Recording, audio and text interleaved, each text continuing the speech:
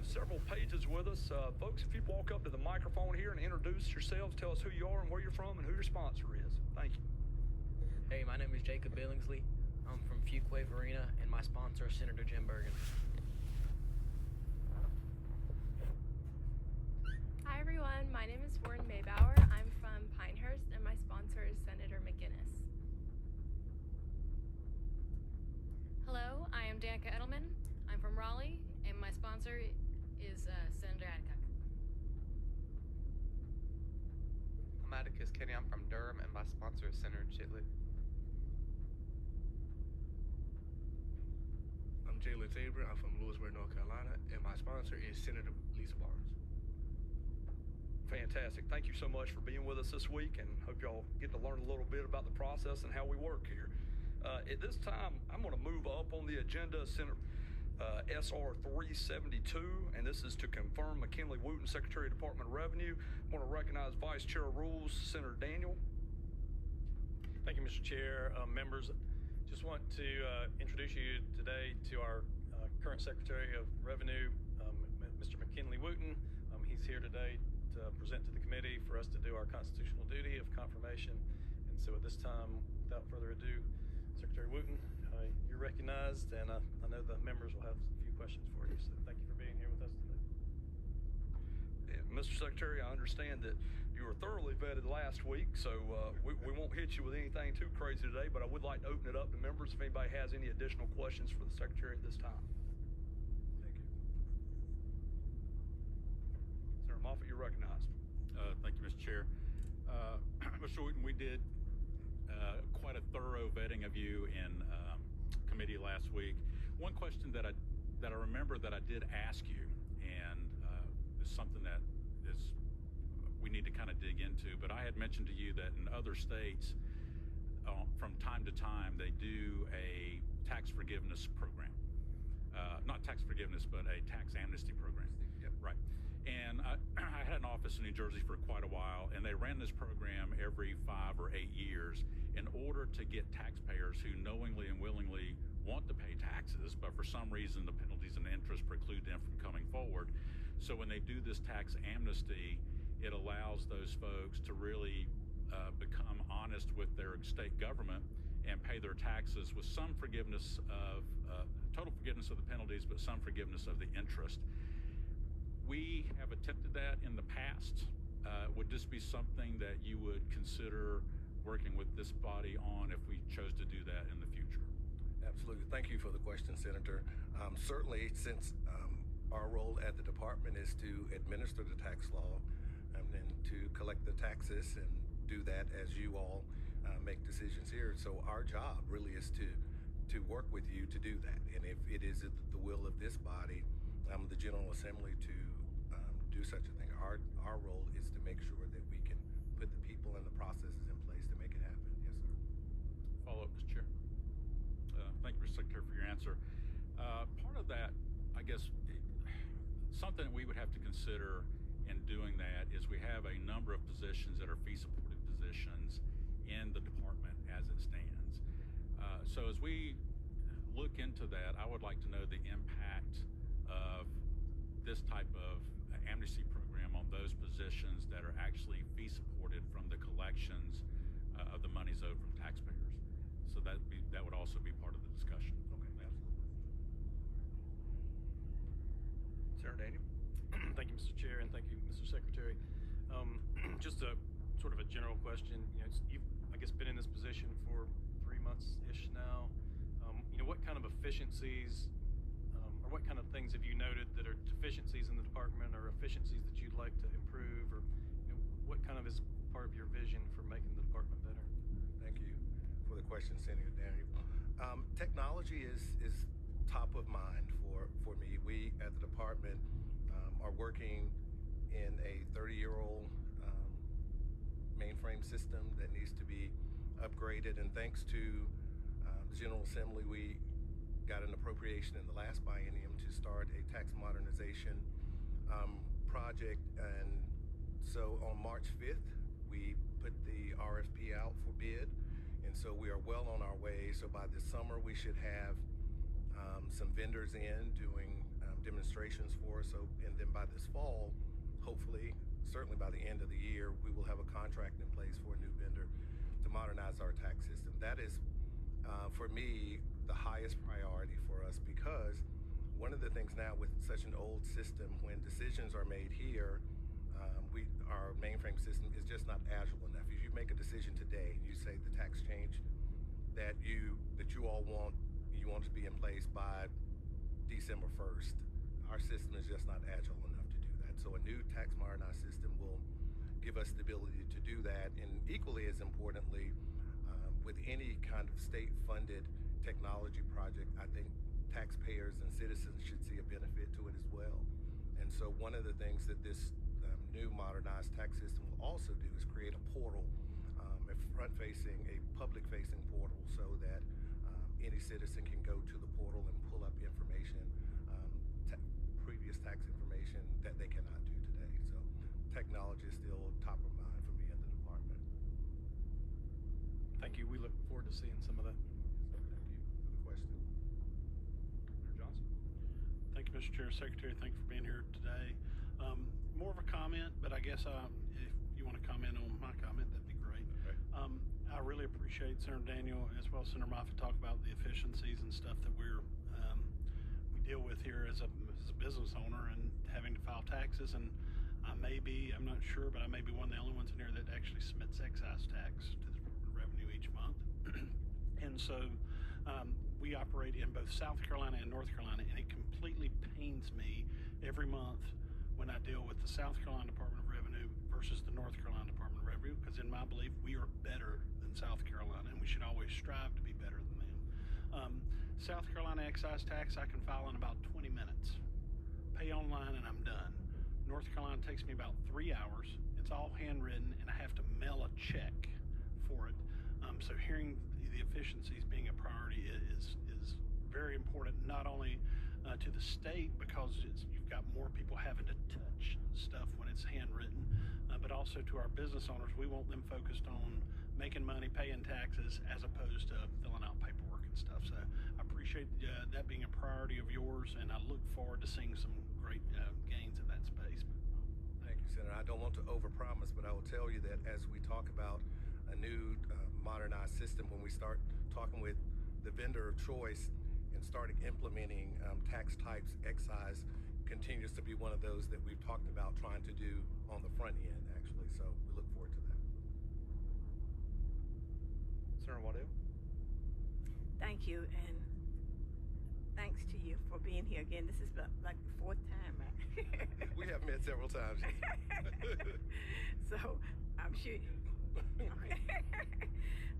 One of the things that I was concerned about is when individuals are owed money and they have to go in order to collect that money, and it's sitting there, and sometimes they never collect it. Would there ever be any recommendations?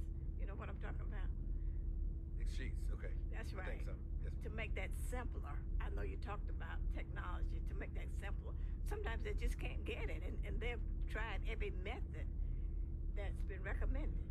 Well, for us, that program sits in the treasurer's office, if I'm not mistaken. But we still, when there's folks that have refunds that they don't collect, we do have to send those over to the treasurer's office. So I will certainly take that recommendation there for them to work on trying to make that system a little easier for citizens as well. Thank you. Senator Bargan. Thank you, Mr. Chairman. Mr. Secretary, always good to see you, especially good to see your wife. Nice to have you all here. Thank you.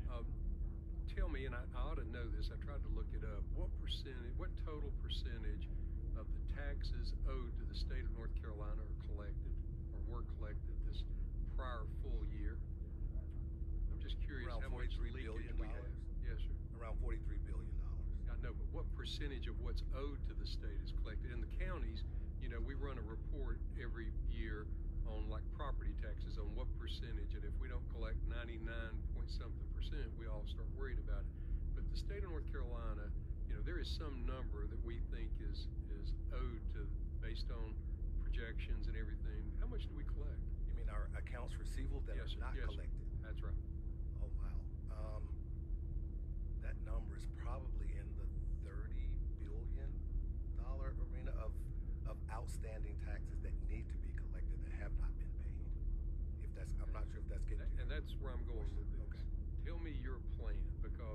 that money's due to the state of North Carolina. I mean, I think everybody sitting around here, we pay our taxes, and I want that money to be put to use in the state of North Carolina. So tell me what you can do or what we need to do to help you collect that. Well, we don't have, I think I said in the last hearing, we're one of the agencies that probably has one of the lower vacancy rates. So we have people in place, but I will tell you that when technology issues arise, when we have to turn from what should be a technology fix and we have to turn to a manual fix, when we have to pull people off their day jobs to fix some things that we have in the technology area, when you start pulling those people off to do a manual fix, you're pulling them off doing the collections work that we want them to do every day. So part of the answer is when the technology is right and we have a new robust technology system, then folks whose job it is to just collect every day will never be pulled off their day jobs to do that. So that's one of the things that really does. I will be honest with you, that hurts our collections efforts, because whenever we have a systems issue that, because we have to get it done, and it requires, if it can't be done technologically, you have to pull people off to do manually, and the people that you pull off are typically the people who are collecting every day. So I think the technology fix will be a part of that solution. Follow up. Yes, sir. So is there a way, because I know we're working on and trying to help you get new technology, new system in and all, is there something we could do? Is there an outside vendor, source, group that we could use? There's an old, all of us that are in business, there's an old adage that once a bill's over 90 days old, the ownership of that bill gets transferred back to us and from the people that owe the money. And so some of this money's been owed for a long, long time, right? Absolutely. It's like years and years and years. And what becomes a challenge when you say, well, why don't you just get a vendor to come in or get some temporary folks to come in and do the manual collection? The problem is that you have to have the skill set to do it. You have to have the skills and abilities and know the mainframe system and how to work in that system, which makes it more of a challenge to try to do an outside vendor to come in to get them up to speed. Thank you so much. Mr. Chairman, just final comment. Love to try to help you with that, because that, as I said, that's a lot of money. Absolutely. A lot of money the state could greatly use right now at West and in other places. And then, Mr. Chairman, my final comment. I've known a number of secretaries, and I'm going to give him the best dressed secretary award, because he always looks. Senator Barker, is that a motion? Yes, sir. It is a motion that this committee grant him that award. Senator, thank you so much. Senator Murdoch, you're recognized. Yes, Mr. Chairman. First, want to second that motion of Best Dressed Secretary. I think he would love to have that title. And just, Mr. Chairman, when appropriate, move for favorable. Thank you. Any other questions from the committee? All right, we've got a motion before us on the acceptance of confirming McKinley Wooten, Secretary of North Carolina Department of Revenue. All in favor will say aye. Aye. Any opposed? Congratulations, Mr. Secretary, and if I may, I'd like to recognize your lovely wife, Laura. Thank you for being with us today, and we appreciate you. Yes, ma'am. Congratulations, sir. Thank you. That's the real MVP right there. All right, keeping on with our agenda, we're going to move to Senate Bill 177. I think, Senator Bergen, are you running that for Senator Heiss today?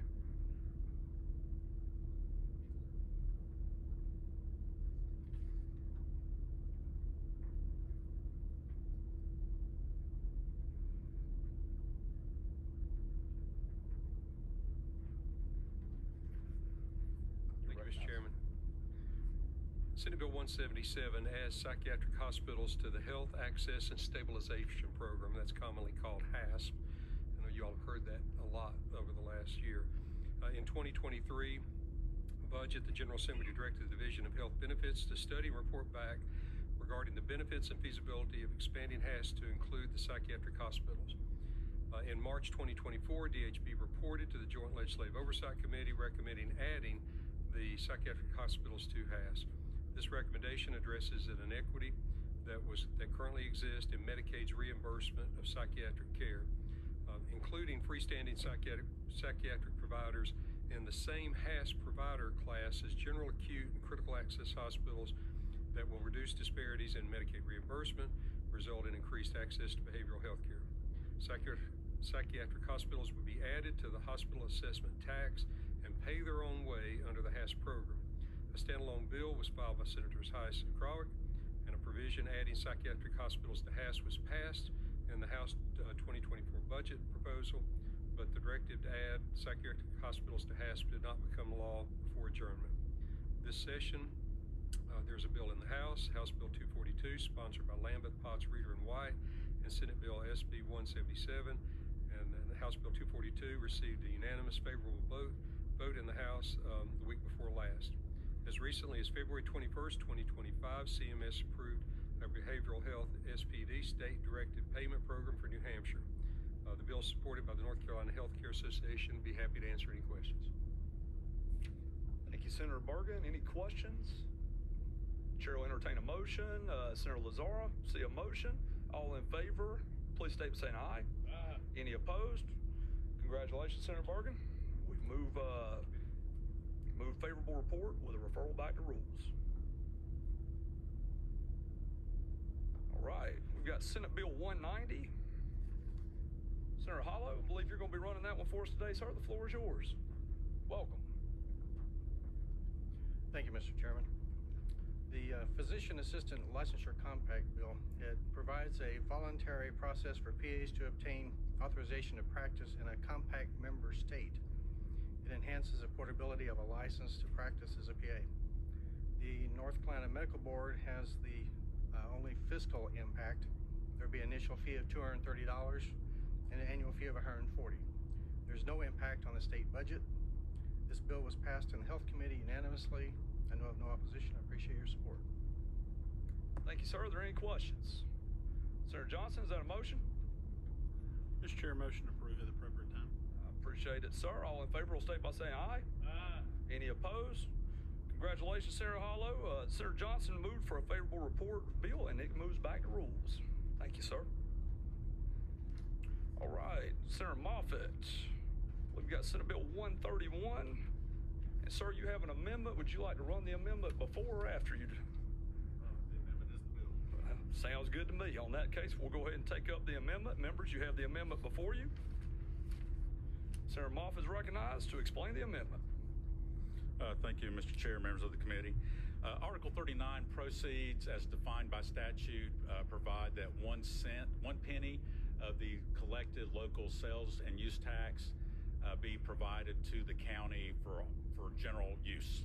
In 1983, former distinguished member of this body, also a member of the House, Martin Nesbitt, drafted a couple of provisions addressing how Article 39 monies would be spent in Buncombe County. 50% of the 1 cent would go to the general fund of the county. The other 50% would go to a formed entity called the School Capital Facility Commission. Yeah, thank you. SCFC. So that commission was really responsible for, had advisory committee, and they would decide what the capital needs were of the schools from a building standpoint.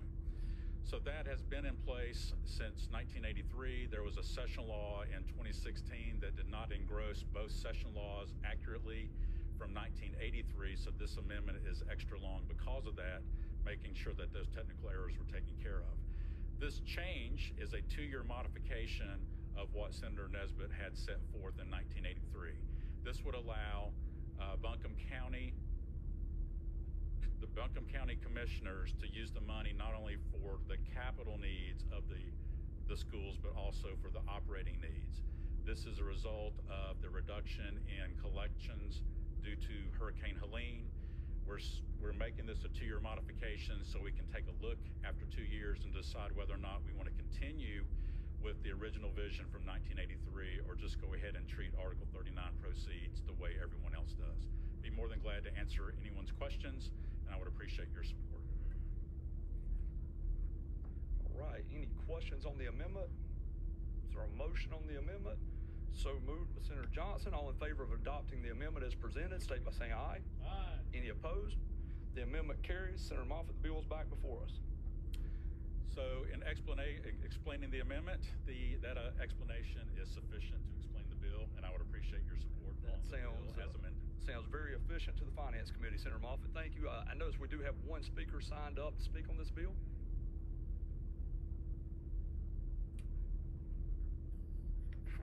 Thank you, Mr. Chair and members of the committee. My name is Whitney Christensen. I'm a government relations attorney representing Buncombe County. And just rise today to make sure you all know that we are incredibly thankful to Senator Moffitt, Senator Mayfield, and Senator Daniel for bringing this bill before you and to the committee for considering it. If enacted, the Article 39 and equalization sections in this bill would be incredibly helpful to the county's fiscal health post-Hurricane Helene, and frankly would be the most significant revenue stabilization relief that the county has received to date from this body or the federal government. These two provisions cost the state nothing, yet would make a very meaningful dent in making up the county's revenue shortfall both in the current fiscal year and in the next fiscal year. So again, we're incredibly thankful to the bill sponsors and commend the bill to you and humbly request your support. Thank you. All right, seeing a motion from Senator Alexander, moves for a favorable report to the bill as amended, rolled into a PCS, unfavorable to the original bill, and referred to rules. Is that what you said, Senator Alexander? Kind of sounded like it. All in favor will say aye. Any opposed? Congratulations. Thank you, Mr. Chair, members. Let the record reflect Senator Ford had an issue with that. We'll carry on. Senator Moffitt, Senator Mayfield, congratulations. Thank you. We'll move that on. And folks, I would like to make one adjustment. I had mentioned in Senate Resolution 372 with confirmation of Secretary Wooten that bill will be going to rules. That is actually going to the Select Committee on Nominations. So we'll get that clarified for staff. Anything else come before us today? Folks, thank you for your time. Have a great day. We're dismissed.